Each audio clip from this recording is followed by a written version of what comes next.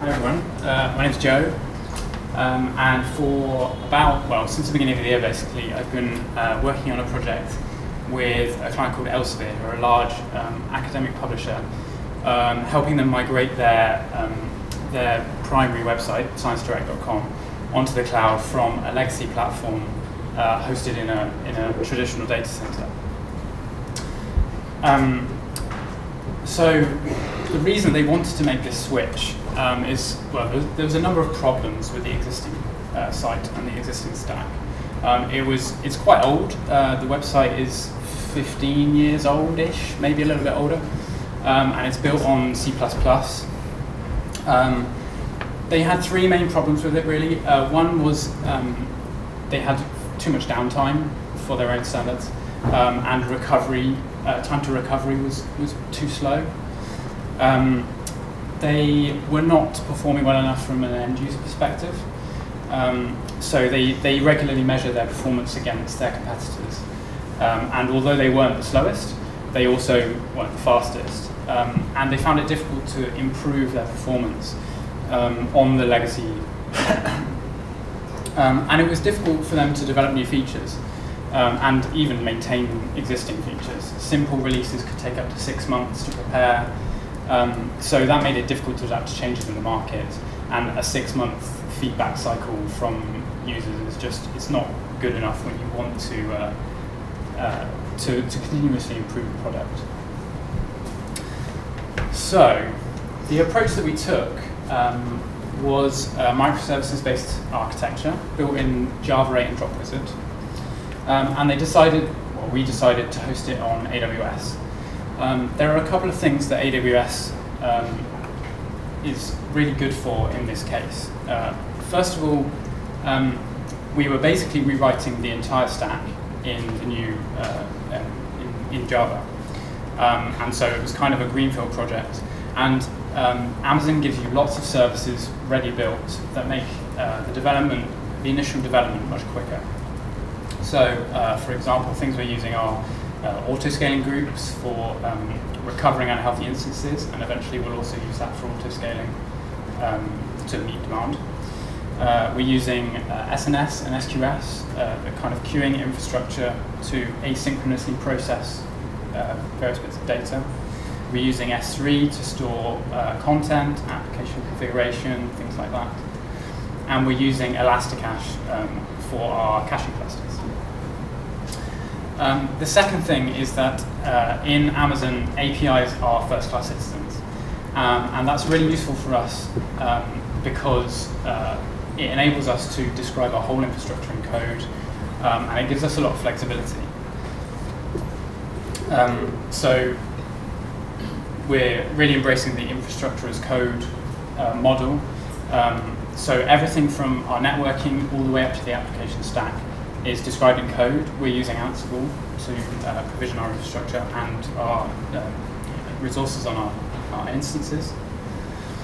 And it gives us the flexibility to create new functionality quite quickly, and also build a robust, available infrastructure, which is really important for the client. So it makes it really easy to create new services, which is incredibly important when you're going to a microservices-based architecture. We spin up new services fairly regularly, and a team can decide that they need one at the start of the week and have it in production by the end, just by adding a few lines of code to our provisioning code base to describe the specific infrastructure requirements of their service. Things like what port it runs on, the path to health checks, whether they need an Elasticache cluster, that kind of thing. It also makes it very easy to manage environments because we have the whole set of infrastructure described as code. We can bring up new environments and tear them down on an ad hoc basis. We have about 4 or 5 environments that we use on a regular basis, from development all the way to production. And then we have a couple that we use on a more ad hoc basis for things like performance testing. And it's kind of pointless having them sat there doing nothing, so we can tear them down when we're not using them and then spin them back up. And by the same token, it's very easy to move to new regions, which is really important both from a performance perspective and from an availability perspective. Now, migrating to this new stack would be very difficult if we were going for this big rewrite and we're going to rewrite all the functionality and do a kind of big bang switch. There's the legacy stack is very large, there's lots of complex functionality, and so rewriting the whole thing would be costly and take a lot of time, and it would be an incredibly risky approach to just switch over to the new stack wholesale without it having been battle tested. So we're making use of the Strangler pattern to migrate from the old stack to the new stack.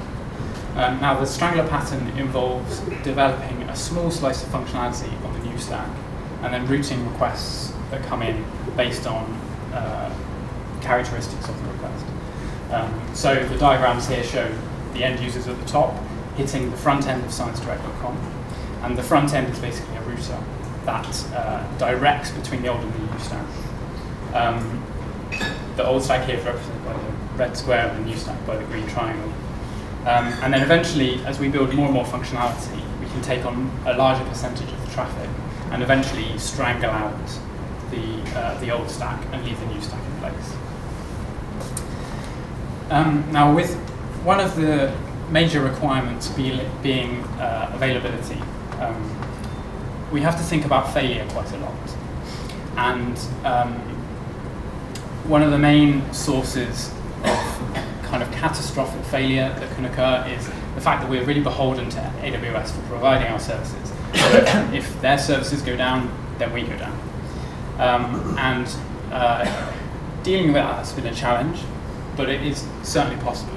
And one of the main ways that we're trying to address it is through redundancy. So to give you an example, last week or the week before, there was a big outage in the US East region, which is our primary region, with the S3 service, which stores the bulk of our content, basically. And for the duration of the outage, we were unable to serve traffic to end users because our content was not available to us.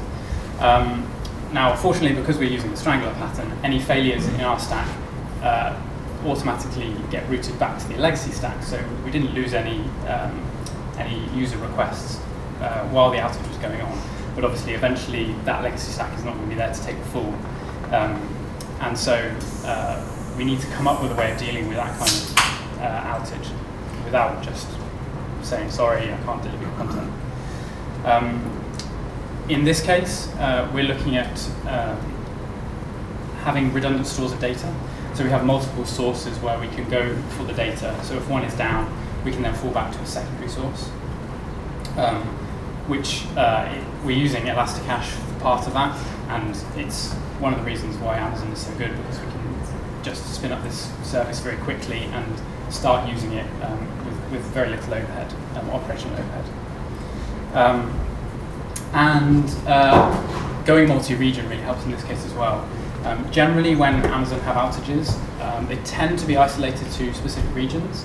And so if you're on a second region, then that's normally unaffected, and you can continue serving traffic normally from that one.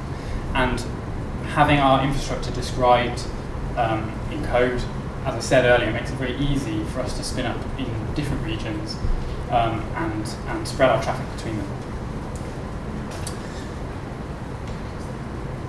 Let's come to the end.